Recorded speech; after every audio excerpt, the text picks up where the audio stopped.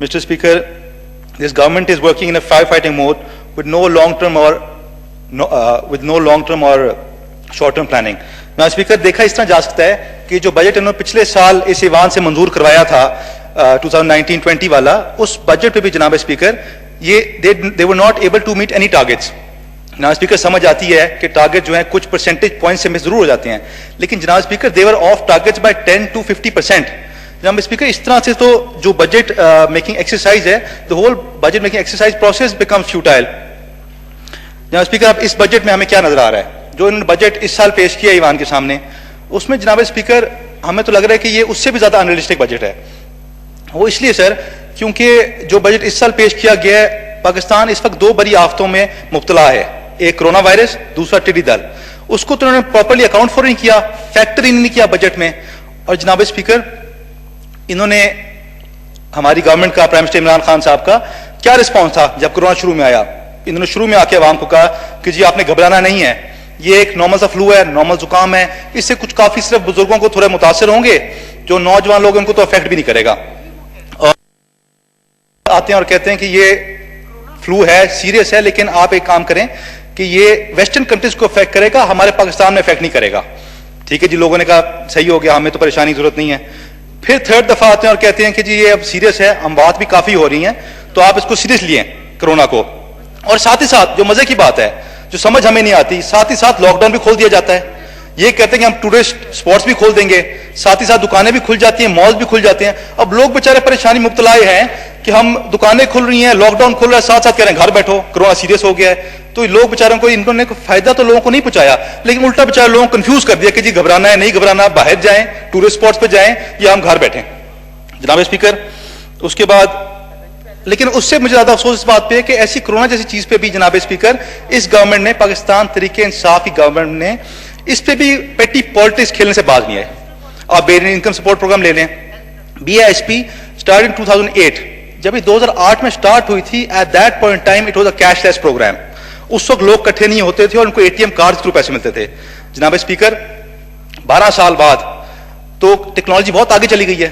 ये तो, और स्पेशली कोरोना के टाइम में जब हम कह रहे हैं कि सोशल डिस्टेंसिंग करें, लोग इकट्ठे ना हो, इन्होंने तो रूरल एरियाज में, गांवों में जाके लोगों को छोटे छोटे स्कूल में इकट्ठा कर दिया. एक दूसरे के बंदे के ऊपर बंदा चढ़ा हुआ था. ये तो समझ ही नहीं आ रही थी कि ये क्या कोरोना फैलाना चाह रहे हैं, कोरोना को कम करना चाह रहे हैं. फिर टाइगर फोर्स बना दी गई. हम कह रहे हैं कि लोग घर बैठे. आपने टाइगर फोर्स एक ऐसी पोलिटिकल फोर्स बना दी कि जो अनट्रेंड लोग चले गए बाहर, उन्होंने बाहर जाके लोगों को बताना शुरू कर दिया. तो ना स्पीकर, कम से कम इस बात पे ना, कोरोना पे जिस तरह हर ममालिक सारे इकट्ठे हुए हैं, हमें भी इकट्ठा होना चाहिए था. और कम से कम कोरोना जैसी चीज पे पेटी पॉलिटिक्स ना स्पीकर बिल्कुल नहीं खेलनी चाहिए थी. टिड्डी दल पे आ जाएं.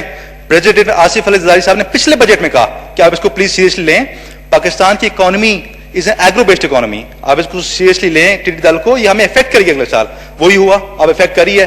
क्या एक्शन लिया जा रहा है? आप जहाज खरीदेंगे, अब हम ये करेंगे. मुझझसे पूछें, मैं मुजफ्फरगढ़ से बिलोंग करता हूं, सर कुछ नहीं है. ये सिंध की बात है, सिंध में मैंने देखा है उधर कुछ ना कुछ काफी हद तक कंट्रोल करने की कोशिश की गई है विद प्रोविंशियल गवर्नमेंट ने खुद, नॉट द फेडरल गवर्नमेंट. और पंजाब में सर बुरा हाल है. जनाब स्पीकर, बजट की बात हो रही है तो सरकारी मुलाजमीन की पेश में जरूर बात करूंगा. महंगाई आपके सामने है.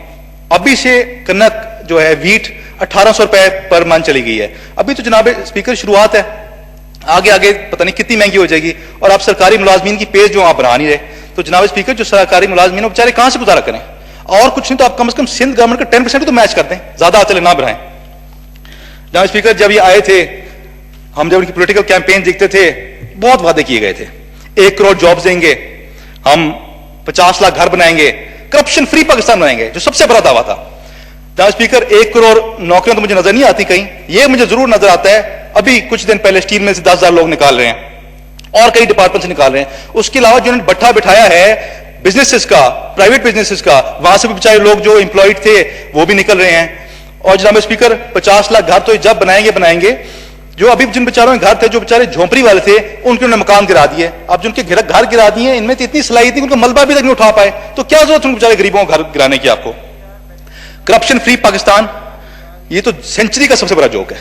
जनाब स्पीकर, करप्शन फ्री, जितनी करप्शन इस टाइम है ना इस मुल्क में, रिकॉर्ड में कभी करप्शन नहीं हुई. ये जरूर है कि अगर आप जाते हैं किसी डिपार्टमेंट में तो डिपार्टमेंट वाले आपको ये जरूर कहते हैं कि इसका रेट पहले 5,000 रुपया था, अब 20,000 दें, क्योंकि हुक्मरान जो है ना बहुत सख्ती करते हैं या शायद ज्यादा जरूरत पड़ते हैं उनको पैसे। Now speaker, as a young parliamentarian, when I walked into this house I had great expectations. Sir मेरी एक्सपेक्टेशंस थी कि मैं जब इधर आऊंगा अपने इलाके की नुमाइंदगी करूंगा, आके इधर बहुत कुछ सीखने को मिलेगा, देखने को मिलेगा। लेकिन सर मुझे अफसोस से कहना पड़ता है कि मुझे यहाँ देखने और सीखने को क्या मिला? बदतमीजी का तूफान। जो सवाल पूछो जवाब क्या आता है, आपने क्या किया? ना स्पीकर, हम यहाँ कुछ देखने आए थे, अपने लोगों को आवाम का काम कराने आए थे, हम ये तो सुनने नहीं आए थे इनकी बातें। और हम यकीन करें, हम चाहते हैं, चेयरमैन साहब ने भी कहा है कि हम जो पाकिस्तान का फायदा है इकट्ठे बैठ के मिलकर पाकिस्तान का काम करें। जनाब स्पीकर, मैंने कॉल इंटेंशन नोटिस लिए, मैंने क्वेश्चन पूछे, जवाब आगे से क्या आया कि जी आपने क्या किया था? चले हमने जो किया था तो सबके सामने, अल्लाह का शुक्र है हमने कुछ ना कुछ जरूर किया था।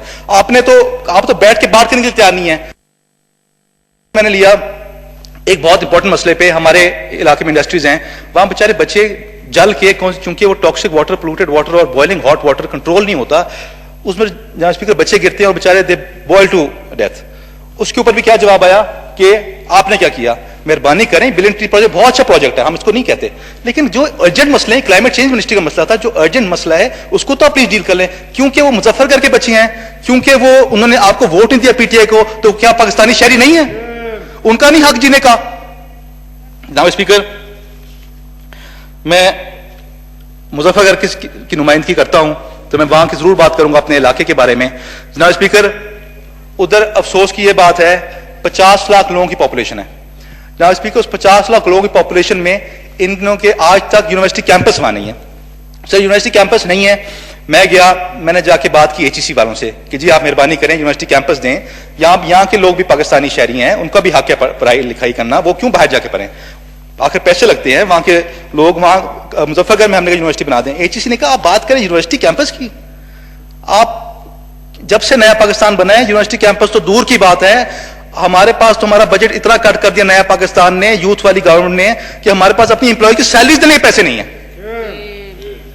जनाब स्पीकर, मेरी डिमांड है कि मुजफ्फरगढ़ को एक यूनिवर्सिटी कैंपस दिया जाए, और मुजफ्फरगढ़ में बहुत सरकारी जमीन मौजूद है। अगर जनाब स्पीकर इनको सरकारी जमीन नहीं मिलती मुजफ्फरगढ़ में, सिनावा एक बहुत बड़ा शहर है, तहसील लेवल का शहर है, उसमें जितनी इनको जमीन चाहिए हम इनको प्रोवाइड करने के लिए तैयार हैं, यूनिवर्सिटी का हम नाम कर देंगे,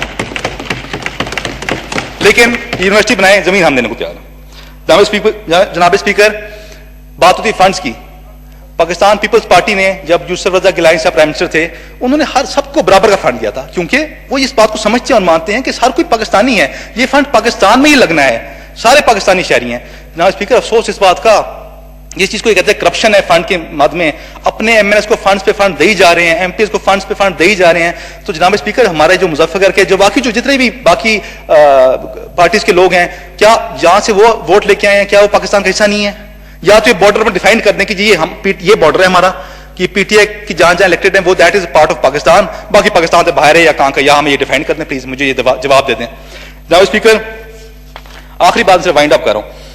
सर लोकल इंडस्ट्रीज हमारे इलाके में बहुत हैं, पार्को ऑयल रिफाइनरी है, 3 शुगर मिल्स हैं, और भी काफी इंडस्ट्रीज हैं। अब जो मैं आपसे पहले गुजारिश कर रहा था टॉक्सिक वाटर के हवाले से, और जो कैंसरस और जो बेचारे बच्चे बॉयल टू डेथ कर जाते हैं, उसके हवाले से जनाब स्पीकर, जो नुकसानात हैं वो सारे हमारे वहां के लोकल लोग उठाते हैं, be it cancer, be it all the health problem, be it toxic water, be it जितने मिसाइल हैं जनाब स्पीकर, जो वहां ऑयल रिफाइनरीज की वजह से लोग जल जाते हैं, क्योंकि ऑयल टैंकर्स को हर रोज वहां एक्सीडेंट होते हैं, नुकसानात सारे हम उठाते हैं। और जनाब स्पीकर, अफसोस की बात यह है कि जो मेरे वहां के लोग हैं वो एजुकेटेड भी हैं, एक्सपीरियंस भी रखते हैं, और जनाब स्पीकर लेकिन उनको वहां नौकरियां दी जाती, बाहर के लोगों को दी जाती हैं। हम नहीं कहते ना दें बाहर के लोगों को, लेकिन जो वहां के मकाम में लोग हैं उनका भी एक कोटा होना चाहिए, उनकी एक percentage of people should be employed in those industries. जनाब स्पीकर, बात करते हैं हेल्थ केयर की, कि हमने हेल्थ केयर का सिंध में क्या था और पंजाब में क्या था, मैं इस बात में नहीं पढ़ना चाहता। Wind up please. जी सर, लेकिन जनाब स्पीकर, जो हेल्थ केयर के मैं आपको हालात बताऊं, पिछली हुकूमत में नून लीग के दौर में अगर आप जाते थे ना, 100 अगर आपका खर्चा होता था लेट्स से 1000 रुपीज का, 500-600 रुपए की दवाई आपको गवर्नमेंट प्रोवाइड करती थी। अब अगर आप जाएं जनाब स्पीकर, तो आपको 5 रुपए की डिस्प्रिन बाहर से लेके आनी पड़ती है, कुछ आपको वहां मुहैया नहीं है। लेकिन आपको मजे की बात एक और भी बताता जाऊं कि वहां जनाब स्पीकर इन्होंने दवाई का स्टॉक रखा हुआ है कि अगर कोई अफसर आ जाए, ऑफिसर आ जाए, तो उसको दिखाने के लिए मौजूद होना चाहिए, लेकिन देंगे नहीं, हम आपको दवाई आपको दे नहीं सकते। जनाब स्पीकर, कोरोना के टाइम में आ जाए, साउथ पंजाब का जो इन्होंने कोरोना सेंटर मुख्तस किया वो था Tayyip Erdogan Turkish hospital Muzaffarnagar में। जनाब स्पीकर, पूरे साउथ पंजाब का निश्तर हो, जहां से कोई कोरोना पेशेंट पॉजिटिव हो वो रेफर होता था साउथ पंजाब कोरोना सेंटर में। उधर जनाब स्पीकर हालात क्या थे? मैं गया, विजिट किया, डॉक्टर्स के पास N95 मास्क नहीं थे, डॉक्टर्स के पास PPE किट्स नहीं थी। मैंने कहा आपने लिखा नहीं CM को, हेल्थ मिनिस्टर को, हेल्थ सेक्रेटरी को पंजाब के? और जी हम लिख लिख के फोन कर कर पागल हो गए। वो कहते हैं जी आप अभी आ जाएगा, कल आ जाएगा, परसों आ जाएगा। जनाब स्पीकर, कि जो हम कर सकते हमने किया। जनाब स्पीकर, आखिर में मेरी सिर्फ एक गुजारिश है, हम सारे यहाँ आए हैं अपनी पाकिस्तानी अवाम को रिप्रेजेंट करने। हम आए हैं कि हम अपने जिन लोगों से वोट लेके आए उनकी कोई ना कोई उनकी जिंदगी में बेहतरी लेके आ सकें। मेरी इनसे गुजारिश है, जिस तरह चेयरमैन साहब भी कहते हैं कि हमारा आप लोग आप मेहरबानी करें, कोई खौफ खुदा करें, कोई शर्म हया करें और ये ऑपोजिशन का किरदार अदा करना छोड़ दें। आप यकीन कर लें कि आप प्रेसिडेंशियल बेंचेस पे हैं। इमरान खान साहब यकीन कर लें कि वो प्राइम मिनिस्टर बन चुके हैं। मेहरबानी करके कंटेनर से उतर आए आप नीचे, थैंक यू, और मेहरबानी करके पाकिस्तानियों को सोचें। Thank you mister speaker.